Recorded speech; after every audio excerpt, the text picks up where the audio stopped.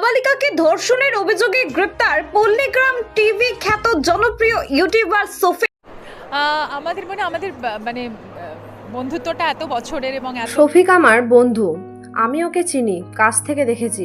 এই কথাগুলো বললেন জনপ্রিয় অভিনেত্রী ঋতুপর্ণা সেনগুপ্ত একটি লাইব্রেরি উদ্বোধন অনুষ্ঠানে।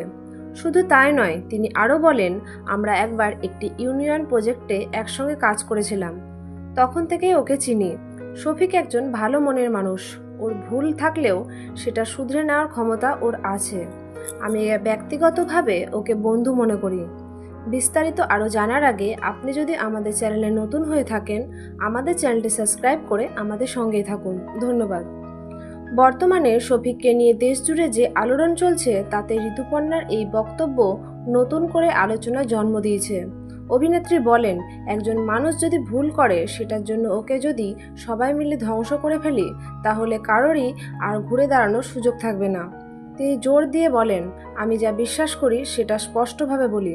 আমি জানি শফিক খারাপ ছেলে না, ও নিজের জীবনে কিছু করতে চায়, সেটা আমি জানি। ও আমার বন্ধু, আমি পাশে থাকবো। এই বক্তব্য সামনে আসতেই নেট দুনিয়ায় ঝড়। কেউ বলছে ঋতুপর্ণার সাহস দেখিয়েছেন, কেউ আবার বলছে এটা হয়তো একটা পিয়ার। কিন্তু আপনি কি ভাবছেন, ঋতুপর্ণা কি ঠিক বলছেন? শফিক কি সত্যিই একটা ষড়যন্ত্রে ফেঁসে গেছেন?